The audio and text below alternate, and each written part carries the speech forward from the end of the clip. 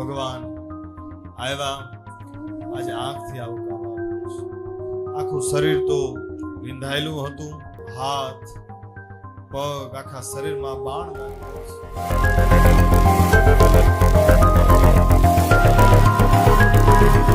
કથા બહુ અદભુત છે કે ભીષ્મ દાદા છેલ્લે બાણની સયામાં સુતા જ આખું શરીર વિંધાયેલું પડ્યું છે.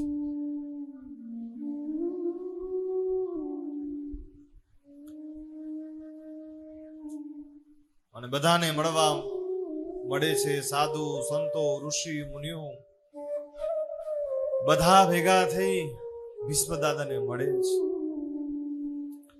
આ બાજુ કૌરવ ઉભા, આ બાજુ પાંડવો ઉભા, ઘણી બધી જ્ઞાનની ભક્તિની ચર્ચાઓ થઈ છે. બધાને જોવે, બધાને મળે, બધા સાથે વાતો કરે, પણ ભીષ્મ દાદાની આંખ કનૈયા ઉપર હતી કે બધા તો મળ્યા, બધા મળ્યા, હજી મને કૃષ્ણ નથી મળ્યો. જે વાટ જોઈએ છે ભગવાન. અને મહાભારતનું શ્રેષ્ઠમાં શ્રેષ્ઠ પાત્ર કે જેને ભગવાન પણ માનતા હતા, જેનું માન ભગવાને રાખતા હતા, એ વ્યક્તિત્વનું વ્યક્તિત્વ કેટલું ઊંચું હશે સાહેબ.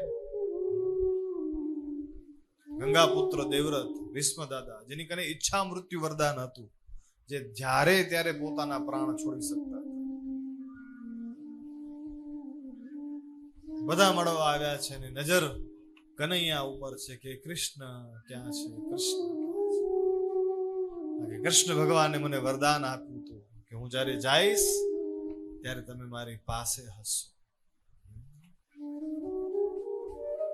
ભગવાન કને આવું વરદાન માંગી સાહેબ, પ્રભુ અમારું જવાનું ઠાકાણું થાય ત્યારે તમારું સ્મરણ રહે અમને. હા, અને એવું ક્યારે મળે, એવું ક્યારે મળે કે આપણે સત્સંગમાં રહ્યા હોઈએ, કથામાં રહ્યા હોઈએ, ત્યારે મળે છે.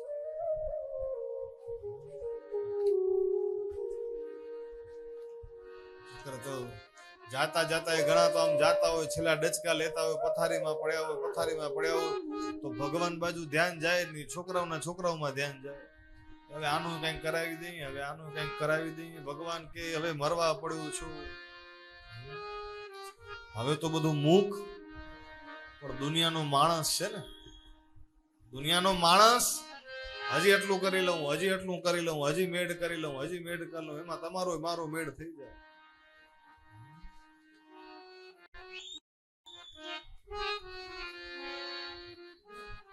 इतना तो करना स्वामी जब प्राण तन से निकले. અને ભગવાનને યાદ કરે છે, ભગવાનને યાદ કરે અને ભગવાનની બાજુ દ્રષ્ટિ રાખી છે. ભગવાન આવ્યા, આજે આંખથી આવકાર આપ્યો છે. આખું શરીર તો વિંધાયેલું હતું, હાથ પગ આખા શરીરમાં બાણ લાગ્યા છે. ઘણી બધી વાતો થઈ છે, ઘણી બધી ચર્ચાઓ થઈ છે, કથા તો વિશેષ બતાવી છે. અને ભગવાન આજે એમ બોલ્યા કે દાદા તમને મુક્તિ દેવા માટે આવ્યો છું, આપ મુક્તિની માંગણી કરો. ત્યારે ભીષ્મ દાદાએ કીધું કે મને મુક્તિ આપો, એના પહેલા એક પ્રશ્નનો જવાબ આપો ભગવાન, કે મેં હું કયું પાપ કર્યું કે મને બાણની સયામાં સૂવું પડ્યું? મારાથી એવું કયું પાપ થયું કે મને બાણની સયામાં સૂવાનું વારો? ભીષ્મ દાદાને પોતાના કર્મ ઉપર કેટલો ભરોસો હશે કે જે ભગવાનને પણ એમ કહી શકે છે કે મને મારું કર્મ બતાવો, મને મારું કર્મ બતાવો કે મેં કયું કર્મ કર્યું છે.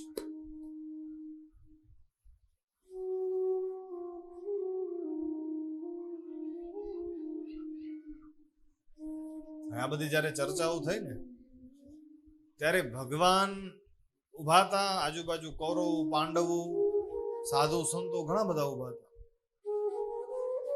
હવે આ બધી વાત થઈ ત્યારે ભગવાનની નજર બેનો જ્યાં સામે બેનો ઉભા હતા ને ત્યાં પડી. અને બેનોમાં દ્રૌપદી આગળ ઉભી હતી.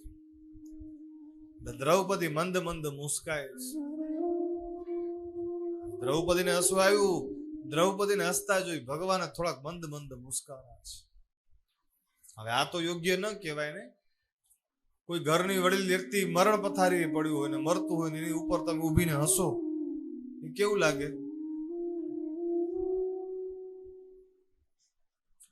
એટલે પછી દ્રૌપદીએ પોતાનું હસવાનું જે છે એ કાબુ કરી લીધું.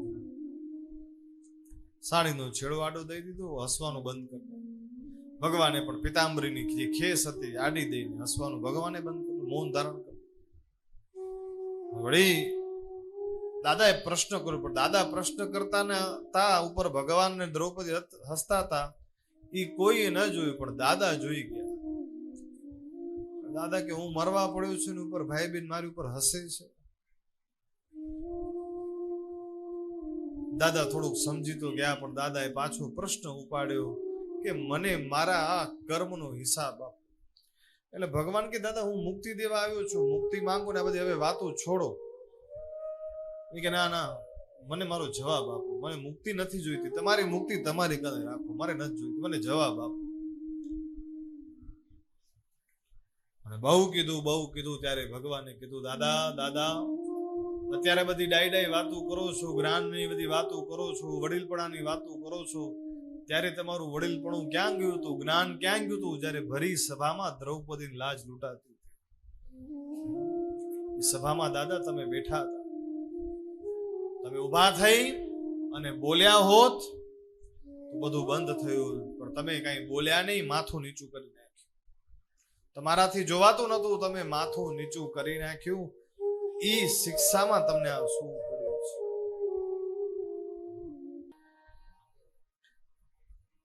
પછી તો ભીષ્મ દાદા એને પોતાની ભૂલ સમજાણી. ભગવાન કીધું દાદા આમાં તમારો કોઈ દોષ નતો, તમે અનાજ કેનું ઘરના ખાતા હતા, તમે જમતા કેનું ઘરનું હતા?